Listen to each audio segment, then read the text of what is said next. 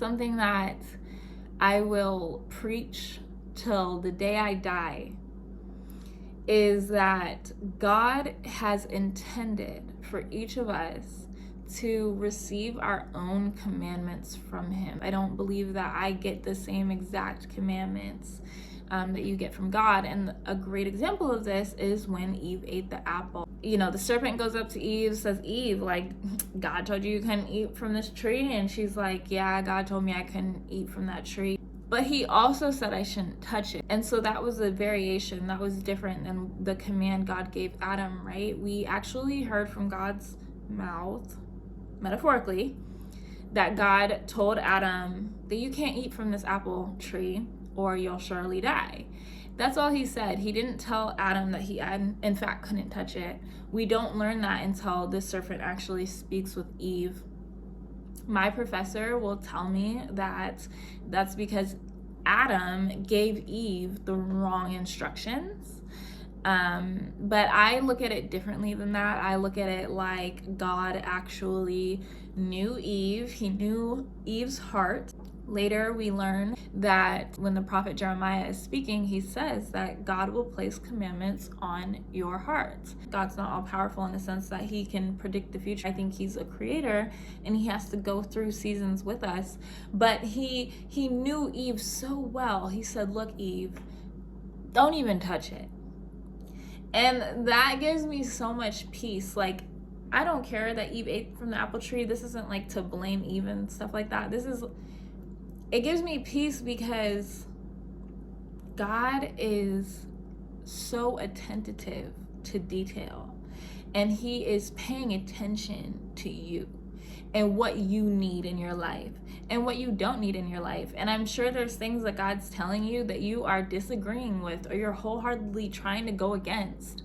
But if you hear that voice in your head that's trying to lift you up and get you down a better path, and maybe it's the harder path, maybe you're resisting temptation, but I promise you that path is the one you're meant to take. And anything else besides that path is you giving into darkness.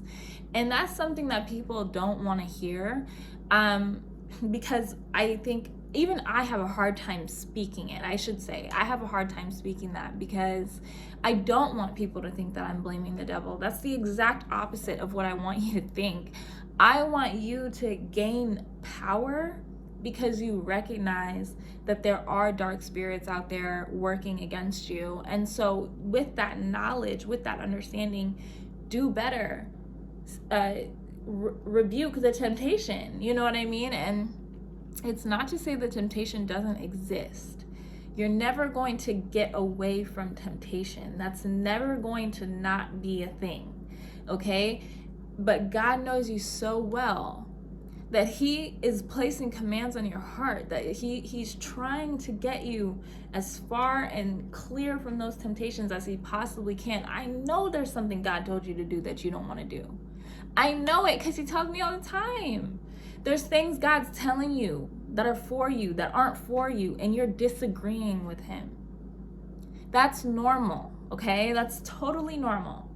But the goal is to get into alignment with God and what He's telling you, what she's telling you, what that spirit is telling you, what the universe is telling you, whatever it is that you believe in that's helping you become good, what that is telling you, you need to get into alignment with that. And something that has helped me recognize when God is speaking to me and when God is telling me something is, I'll think about my life 5 years down the line. If I did what God was telling me to do, in 5 years, would I be better off? Or would I be exactly who I am today? The chances are, like, every time I ask myself that question, I'm always better off. So that's how I know when it's something that is good for me. You know what I mean? And so if I'm ever like, oh, I don't know if this is what I want, I don't know if this is what I should be doing, I ask myself that question, and it pretty much guarantees my answer every time. Okay, so let's move on. Okay, so she eats. She gives the apple to her husband, to Adam. Adam eats. They both commit the crime. And it's not even a crime, right? Like, it's life. It is what it is. And then we learn that Adam and Eve go into hiding. They actually hide from God. They heard his voice walking through the garden, and they got scared. And they got scared because they were naked, and they were ashamed of the fact that they were naked. So they went and they hid from God. Who told you you were naked? God asked the question, who told you you were naked? And then he said, oh my gosh, like epiphany. He's like, did you eat from the damn apple tree when I told your black ass not to? Like, what the? He's like, damn, ruined it for everybody. But like, it is what it is, okay? We ate from the motherfucking tree. We ate it. We ate that. And God's like, who told you you were naked? Who told you that? You shouldn't have heard that. That wasn't for you. That wasn't for you. Okay, you have to understand something here about life. There's a reason why things don't happen overnight. There's a reason why traumatic experiences don't become healed, or you don't heal from them overnight. When something negative happens to you, something shameful, terrible, catastrophic happens to you, that was never meant for you. That was never. So when we get into that feeling of depression where we're like, nobody cares about me, nobody loves me, like my life is pointless, that wasn't God's plan for you. That wasn't his design, her design. It's design for you. Okay? That was never the plan. So, if you'll notice, God said, who told you you were naked? Did you eat from the tree which I commanded you not to eat? And they admit that they did, first by blaming each other, but you notice here that God is saying to them, like, now there's going to be consequences, okay? When you make a decision, there's always going to be a consequence. When it's a decision that's giving into temptation, now your life is going to change. You're on a different path, a different trajectory than what God originally saw for you. And he's not giving up on you, but there will be consequences. And that's something people don't want to hear. I don't want to hear that shit. Like, what do you mean? Like, I can't sin every once in a while and get away with it? Like, what do you mean? You know, there's going to be consequences to your actions. Those consequences don't always result in like a physical, you know, consequence, but a mental one. Now you know you're naked. There's a consequence here. Now you know something different about yourself that God was like, not. God said that's not a problem about who you are, but because you've given into darkness, now it's a problem. Okay, I hope I'm making sense. Sometimes I get really like I just have fun with this because I love the Bible, I do, but I do view it as like a story, like it's a story, and it's a story that is so profound and glorious, and you can draw so many metaphors and interpretations and just feelings and emotions from this piece of work. I'm obsessed with it, I should say. Like, I'm obsessed, and not in the obsessed way where I feel like everybody should agree with me or everybody should believe. No. This has changed my life, and this is me just like showing you or telling you how it's changed my life. And I hope I'm not cursing too much because, oh man, I can't even think. Like, did I curse a lot already? Okay, then Adam, looking at you. He blames Eve. He's like, look, God, the woman you gave to be with me made me do it, okay? She made me do it. And God's like, I don't give a fuck. And then he looks at Eve and he's like, Eve, is this true? Did you make that little, do it? And Eve's like, God, excuse me, but this motherfucking serpent that you created, he tricked me. He told me to do it. I'm sorry, you guys. I'm really sorry. He tricked me. He told me to do it. Okay? And so now, yeah, I ate from the motherfucking tree. What's up? That's how I see Eve. Like, she a little gangster. Okay? But she's like, what's up? And God's like, look, because you did this. No, First, God talks to the serpent. We don't care about the serpent, okay? The serpent is foul.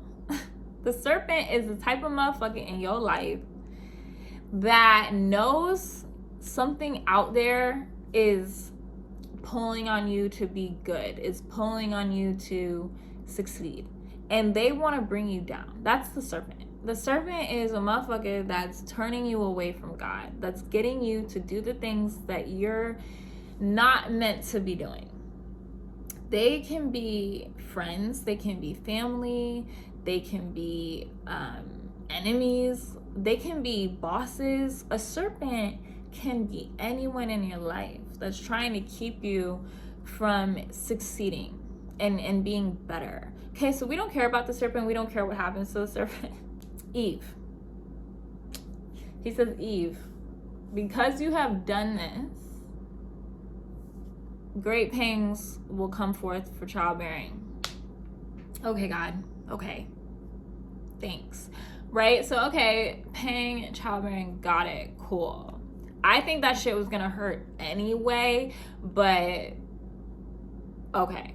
Now, childbearing, that can have more than one meaning. It doesn't just mean like giving birth. Okay, it can also mean like giving birth to a new idea. So how many of you women, people in the world, I should say, experience like torment almost when you get a new idea and you just get so wrapped up around, is this good? Is this something I should be doing? Is it perfect? Do I look good? Like, how many of us get lost in the sauce when we come to something new, when something fresh is being born out of us? We experience doubt as women because of the man's world we live in too. Like, we have to deal with like sexism.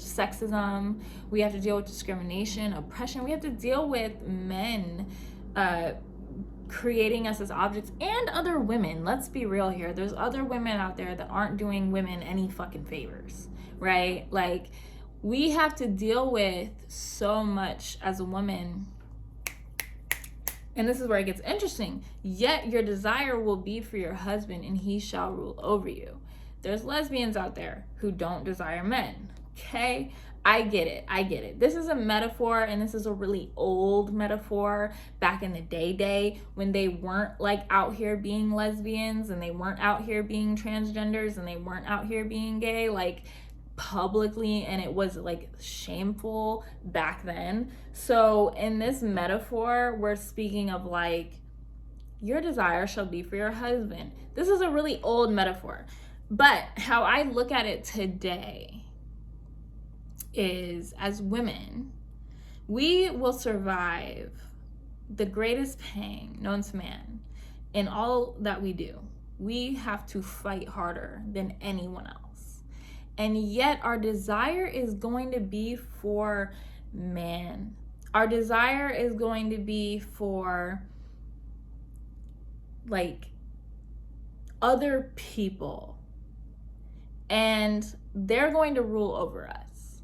Because our desire isn't like for God. And I hate the way that sounds, again, because I don't want to sound pushy. I don't want to sound like, hey, you need to believe in God.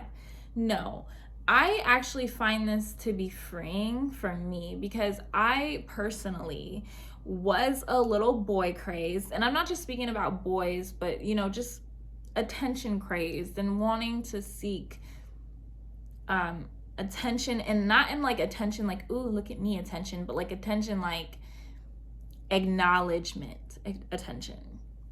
Like, acknowledge me. You know, we seek that connection, we seek that acknowledgement, and in turn that leads for people to be able to rule over us, because we're always seeking someone else's approval. And so to me, this is freeing. This frees me, because I recognize what happened after we gave into temptation.